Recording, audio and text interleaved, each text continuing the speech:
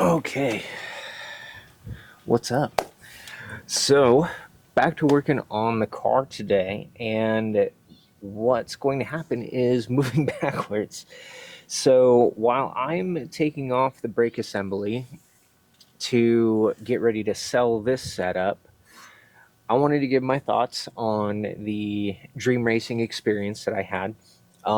Coming from somebody who has done like karting school type stuff and whatnot, and also kind of let you guys know what's going on with this. Since if you've seen previous episodes, we know that there was an issue with the steering arm on this, and it was due to the rack and pinion setup. Well, it's not due to the rack and pinion setup, but because I've gone Church Boys Racing components with all of this stuff, um, I pretty much am relegated to either do one of two brake setups.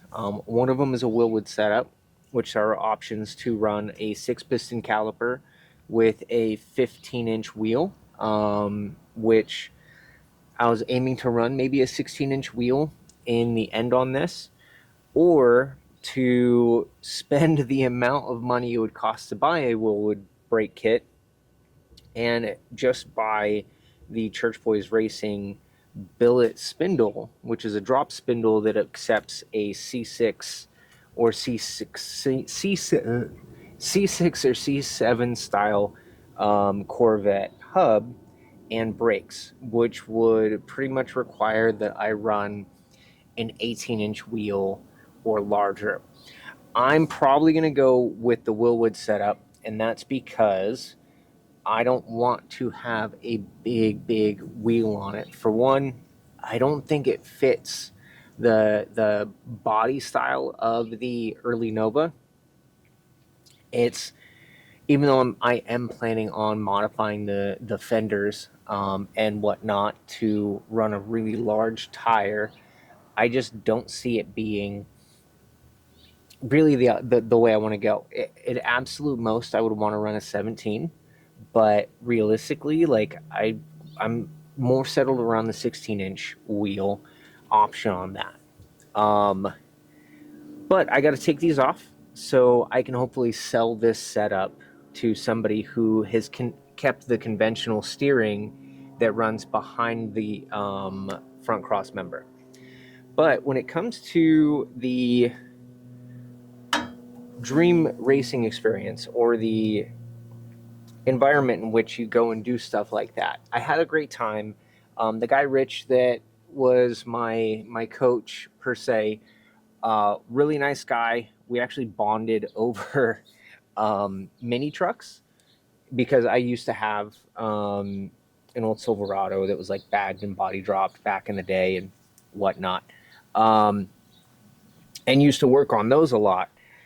But with all that, you have two different things that you usually go to and you pay for. You have a driving experience, and a um, you have driving experience, or you have racing schools. Driving experiences, these are limited. Driving experiences are ones like Dream Racing, where you go and you have packages that give you access to a variety of cars in which you have probably never had access to, unless you're really wealthy and or have some wealthy friends. And then you go through and you have a certain amount of laps that you get. It's usually a 2 hour thing. Like, you can buy more and more laps, but um, you're gonna be limited on your driving instruction, like the quality of instruction and stuff like that. The other is a driving school.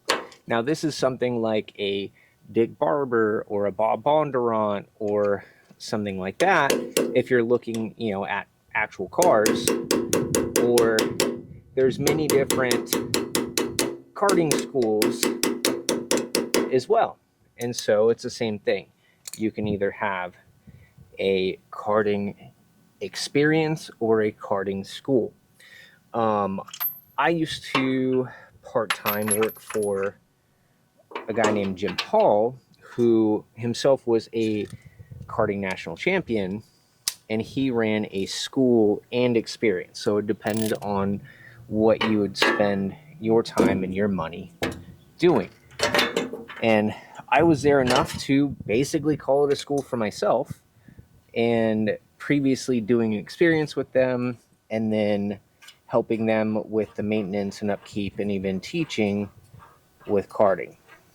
Now, when you get a school, you're going to be in a generally more accessible car financially, partly because they'll have numerous of these cars to get you out on track and running with, and they'll usually use cars that are equipped in a way that allow you to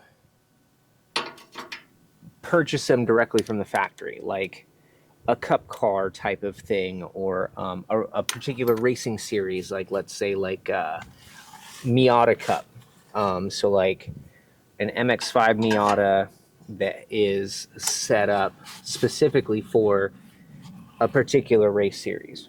And you go out and you get instruction in classroom, and you get theory, and you get all of these things. It is much more in depth than a driver experience. So dream racing is a driving experience situation for the most part, or at least for what my wife was super sweet to purchase for me. And it was a great time. In the package, it said that I would get 7 laps. We would get coaching and simulator time. It didn't really work out like that, and I paid for a couple extras. So for the $479 that my wife initially paid, or $499 that my wife initially paid, that was just the 7 laps, and that was supposed to be 7 laps, orientation, instruction, and simulator, and then car time, right? Well, when I got there, they checked me in. I paid $100 extra to be able to do 3 laps in a Mark V Supra ahead of time, and then be able to still have these 7 laps in the GT3. And then also on top of that, I opted in to purchase the onboard videos, the data logic videos, in which I'm going to post those whole videos at another time. So my entire process was to get as much out of it as I could. In the end, it was probably something along the lines of like $700, which is not a small amount of money in the end. Luckily, my wife was sweet, and she worked hard and had money on the side that she paid for pretty much most of this, and I'm very grateful for my beautiful wife.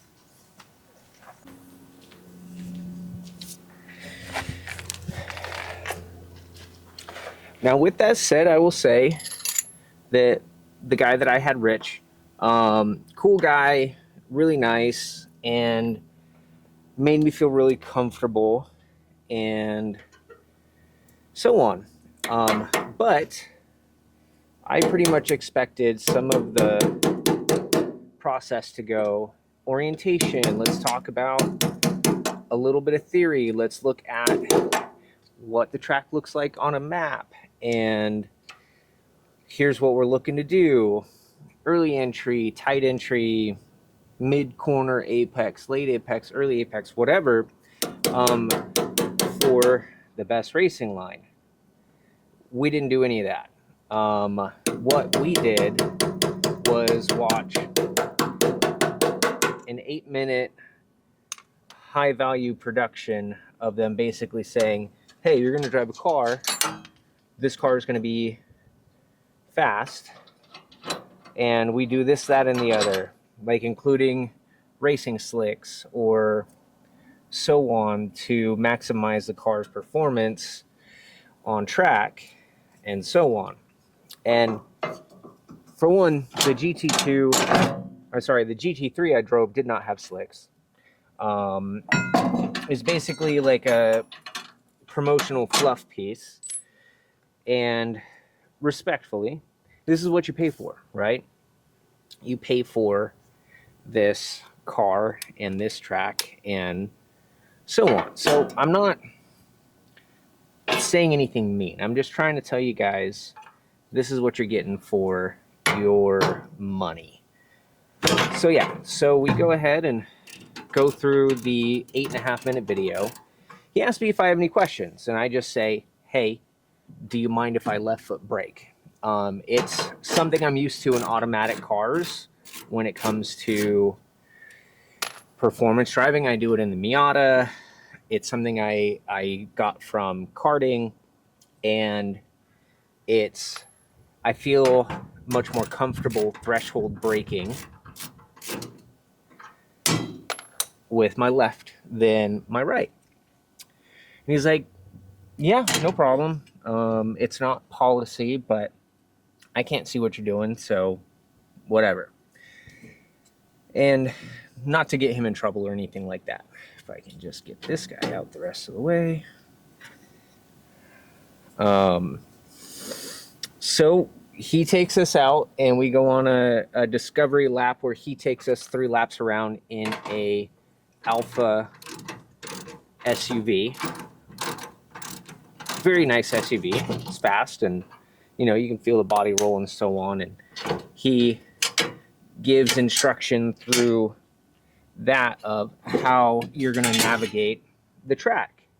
You're going to go here, you're going to go there, you're going to hug this tight, and so on. And so you're doing that in the car. My wife went with us on the first lap, and she's not a roller coaster person, as I like to say. So she started to not feel well pretty quickly, and so she hopped out after the first lap. And then the second lap, we got in, we did 2 more, and then went in. So please don't mind the mess behind me. We're currently trying to not redo this area, but clean it up. There was a bush and a bunch of stuff and a bunch of wood that was like under a layer of grass that grew, and we want to kind of get rid of some of this old crap and possibly make this an area for a puppy poo garden, because we have a dog on the way. Anyways, back to what I was saying is we completely skipped the simulator, and in that process I kind of felt a little bit slighted, and so I went onto the track with the Supra, did the 3 laps in the Supra, which I'll upload the whole video from that, as well as the GT3. Keep on saying GT2 for some reason. And that way you guys can see, like, hey, how'd it go? But they say 7 laps. 7 laps is not actually 7 laps. You only get 6 complete laps for that price, because of the way that they legal verbiage what constitutes a lap. So you only get 6 complete laps when you pay for a 7-lap setup, which that's a little lame. The Supra was very easy to drive. They leave all of the electronic babysitters on, so it'll fix any mistakes you had. I had in turn 3 on the GT3 a point where I did too quick of a turn, and I believe it was for turn 3 or turn 4, and I had a nice little slide. The electronic babysitters did their job, and no harm, no foul. So then on the GT3, ton of fun, really easy to drive. To be honest with you, it felt like I was driving a video game. Like, the seats were great. I didn't really feel a lot of the physical stress from it. The link from 5 to 6 to 7, I was actually a little bit hesitant, because that's where I did feel a little bit of the disassociation from the speed make me a little bit nervous because it's been a long time since I've been in something that was 500 horsepower. So